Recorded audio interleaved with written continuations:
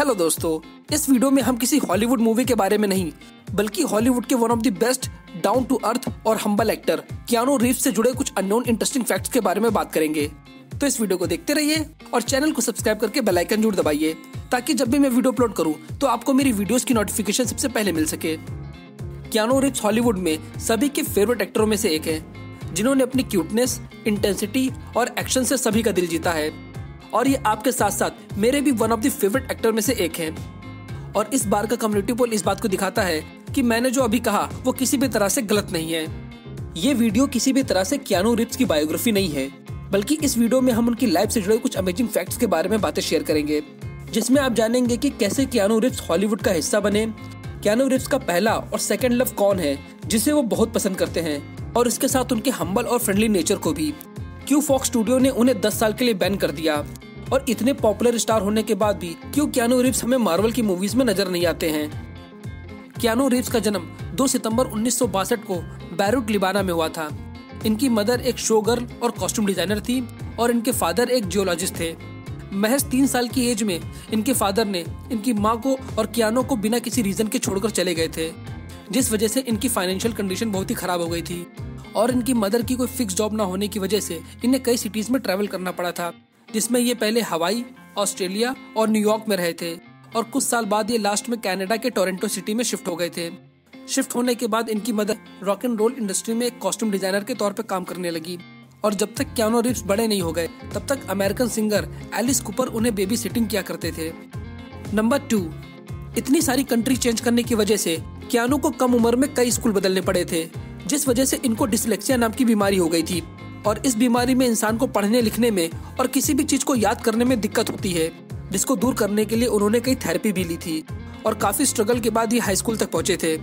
और high school में उन्होंने डिसाइड किया कि वो आइस हॉकी में अपना करियर बनाएंगे और कैनेडियन ओलंपिक में पार्टिसिपेट करेंगे और कुछ महीने तक इन्होंने इसकी प्रैक्टिस भी की और कई फ्रेंडली मैचेस भी खेले। लेकिन इस फील्ड में एक सिक्योर करियर न होने की वजह से इन्होंने आइस हॉकी को छोड़ दिया और इन्होंने एक्टिंग में अपना करियर बनाने का प्लान बनाया और उस वक्त उनकी एज सिर्फ 17 साल की थी और वो एक्टिंग के लिए इस कदर पैशनेट थे कि उन्होंने 17 साल की एज में एक्टिंग के लिए हाई स्कूल को छोड़ दिया।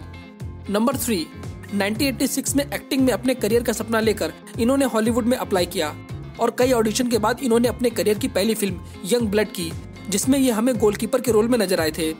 लेकिन वो इस फिल्म में किसी भी तरह से नोटिसेबल नहीं हुए और 3 साल के गैप के बाद इन्होंने अपने करियर की फर्स्ट लीडिंग फिल्म साइन की, जिसका नाम bill and TEDs excellent adventure था, जो बॉक्स ऑफिस पर काफी सक्सेसफुल रही। नंबर 4, फिल्मों और टीवी शो के साथ साथ ये कॉमर्शियल एड फिल्म भी करते थे,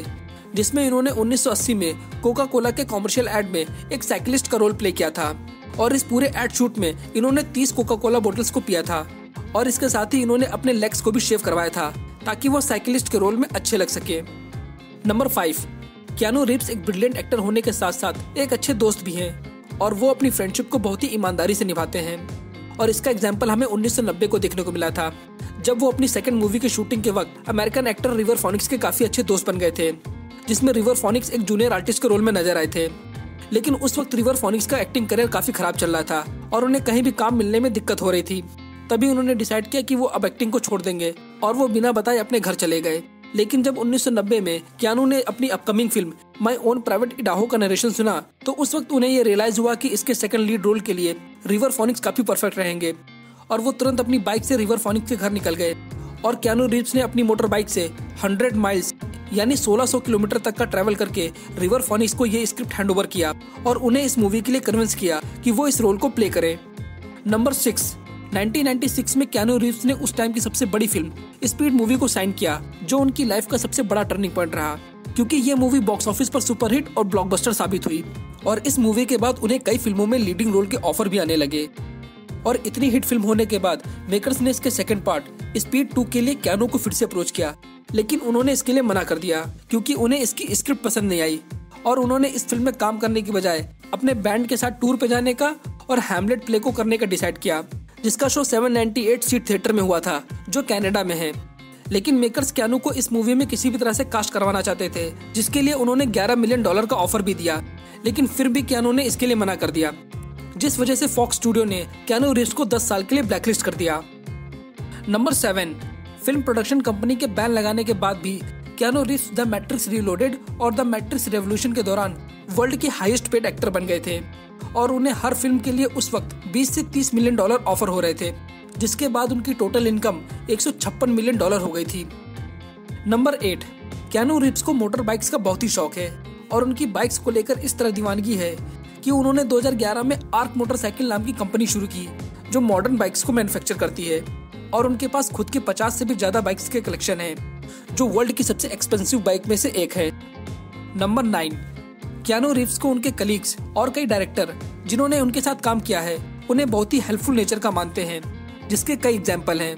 जिसमें द डेविल्स एडवोकेट की कास्टिंग के वक्त उन्होंने अपनी साइनिंग अमाउंट से $1 मिलियन को कट करवाकर उसे अल पचिनो को ऑफर किया ताकि वो उनके साथ उस मूवी में काम कर सके। और इसके साथ ही उन्होंने द मैट्रिक्स मूवी की मेकिंग के वक्त ये डिसाइड किया कि वो अपनी मैट्रिक्स मूवी के प्रीमियर में हर टिकट के प्रॉफिट हिस्से को कट करके मेकर्स को वापस कर देंगे, जिसका टोटल अमाउंट अप्रॉक्स $28 मिलियन के बराबर था, ताकि मेकर्स मैट्रिक्स मूवी के लिए बेटर CGI को यूज कर सके। और द मैट्रिक्स मूवी रिलीज होने के बाद उन्होंने मैट्रिक्स मूवी के 12 स्टंटमैन को हार्ले डेविडसन मोटरसाइकिल गिफ्ट की थी। नंबर 10, कई लोगों के बीच ये ह्यूमर है कि कियानो रीव्स अमर हैं, क्योंकि कई फैंस के अकॉर्डिंग कियानो रीव्स बिल्कुल 1847 के फ्रेंच एक्टर पॉल मोनेंट की तरह लगते हैं। और मैंने भी जब पॉल मोनेंट को पहली बार देखा तो मैं भी शॉक हो गया था। नंबर 11, कियानो रीव्स ने कई सुपरहिट फिल्मों में काम किया है और वो एक टाइम पर वर्ल्ड के रिचेस्ट एक्टर भी बन गए थे, लेकिन वो हमेशा होटल्स और रेंटेड प्लेस में ही रहते थे और ये सिलसिला तब तक चलता रहा जब तक उन्होंने हॉलीवुड हिल्स में अपना पहला घर नहीं खरीद लिया। नंबर 12, कियानो रीव्स को अपने स्टंट्स को खुद परफॉर्म करना ज्यादा अच्छा लगता है और वो कोशिश करते हैं कि अपनी फिल्मों के मैक्सिमम स्टंट्स वो खुद ही परफॉर्म करें, जिस वजह से स्पीड मूवी की शूटिंग के वक्त डायरेक्टर किसी स्टंटमैन को हायर करना चाहते थे, लेकिन कियानो रीव्स उन सभी स्टंट्स की सीक्रेटली प्रैक्टिस करते रहते थे। और एक दिन शूटिंग के वक्त उन्होंने ये सभी स्टंट्स डायरेक्टर को दिखाए, जिससे डायरेक्टर काफी इंप्रेस हो गए और तभी से कियानो अपने स्टंट्स को खुद ही परफॉर्म करते हैं। और उनकी इसी आदत और डेडिकेशन से जॉन विक के डायरेक्टर काफी इंप्रेस हुए थे, क्योंकि यूजुअली एक्टर किसी भी ट्रेनिंग के लिए सिर्फ 8 हफ्ते ही देते हैं, लेकिन कियानो ने इस मूवी के लिए 6 महीने तक हार्ड वर्किंग ट्रेनिंग की थी और जॉन विक के 98% स्टंट उन्होंने खुद परफॉर्म किए थे और बाकी को स्टंटमैन से करवाया गया था। लेकिन बढ़ती एज के कारण उन्होंने अपने कॉन्ट्रैक्ट में काफी चेंजेस कर दिए, जिसमें उन्होंने मेंशन किया कि वो जीने से गिरने वाले और कार से लड़ने वाले स्टंट्स को खुद परफॉर्म नहीं करेंगे। नंबर 13, इतनी बेहतरीन फिल्में, एक सक्सेसफुल करियर और इतनी फैन फॉलोइंग होने के बाद भी कियानो रीव्स को कभी भी ऑस्कर के लिए नॉमिनेट नहीं किया गया। नंबर 14, कियानो रीव्स का प्रेजेंट जितना सक्सेसफुल और ब्राइट है, उनका पास्ट उतना ही डार्क है, क्योंकि उन्होंने अपनी लाइफ में कई रिश्तों को खोया है। जैसे बचपन में उन्होंने अपने फादर को खो दिया, उसके बाद 1993 में उनके बेस्ट फ्रेंड रिवर फोनिक्स की ड्रग्स ओवरडोज से डेथ हो जाती है। उसके बाद कियानो रीव्स और उनकी गर्लफ्रेंड की एक बेटी हुई, लेकिन 8 हफ्ते के बाद उनकी बेटी एक्सपायर हो गई, जिस वजह से उनकी गर्लफ्रेंड उन्हें छोड़कर चली गई और उनके रिलेशनशिप का एंड हो जाता है। और कुछ साल बाद उनकी एक्स गर्लफ्रेंड की कार एक्सीडेंट से डेथ हो जाती है। तभी से कियानो रीव्स ने ये डिसाइड किया कि वो अब किसी के साथ सीरियस रिलेशनशिप में नहीं रहेंगे और तभी से कियानो रीव्स सीरियस रिलेशनशिप को अवॉइड करते हैं। नंबर 15, फिल्मों के बाद उनका सेकंड लव बाइक्स है, जिसे वो बहुत पसंद करते हैं, लेकिन इस प्यार में भी उन्हें धोखा ही मिला, क्योंकि एक बार बाइक चलाते वक्त उनका बहुत बड़ा एक्सीडेंट हुआ था, जिसमें उनकी रिब्स और एंकल टूट गए थे और उनके स्प्लीन में भी सूजन आ गई थी और इस एक्सीडेंट में उन्होंने अपने कई दांत भी खो दिए थे। नंबर 16, कियानो रीव्स बॉलीवुड के बहुत बड़े एक्टरों में से एक हैं, जिनकी पॉपुलैरिटी वर्ल्ड वाइड काफी ज्यादा है, लेकिन वो अभी तक किसी मार्वल की मूवीज में क्यों नहीं नजर आए, जहां मार्वल हमेशा बड़े से बड़े स्टार को अपनी फिल्म का हिस्सा बनाने की कोशिश में लगा रहता है और इतने बड़े यूनिवर्स में काम करना किसी भी एक्टर के लिए सपने से कम नहीं है। तो इस बात पर मार्वल के CEO केविन फेगी ने बताया कि उन्होंने कियानो रीव्स को हमेशा अपनी न्यू मूवीज के लिए अप्रोच किया है, लेकिन उन्होंने ही हमेशा इसके लिए मना कर दिया है। और इस बात पर कियानो ने कोई परफेक्ट स्टेटमेंट मेंशन नहीं किया है, लेकिन इनडायरेक्टली ये बात सामने आई है कि कियानो रीव्स किसी भी लंबे प्रोजेक्ट को एक्सेप्ट नहीं करना चाहते जो उन्हें लंबे टाइम तक किसी प्रोजेक्ट से जोड़ कर रखे, और मार्वल हमेशा अपने हीरोज को एक लंबे कॉन्ट्रैक्ट को साइन करवाता है। लेकिन मार्वल अपनी कोशिशों में लगा हुआ है और वो कियानो रीव्स को इस बार अपनी किसी अपकमिंग प्रोजेक्ट में जरूर कास्ट कर लेगा। सो आपको ये वीडियो कैसी लगी और आपको कियानो रीव्स का कौन सा इंटरेस्टिंग फैक्ट पसंद आया, प्लीज हमसे कमेंट में जरूर शेयर करिए। और अगर आपको किसी और हॉलीवुड एक्टर के बारे में इंटरेस्टिंग फैक्ट जानना है तो कमेंट सेक्शन में लिखकर हमसे शेयर कर सकते हैं। मैं उस टॉपिक पर जल्द से जल्द वीडियो लाने की कोशिश करूंगा। तो मिलते हैं नेक्स्ट वीडियो में। Thank you.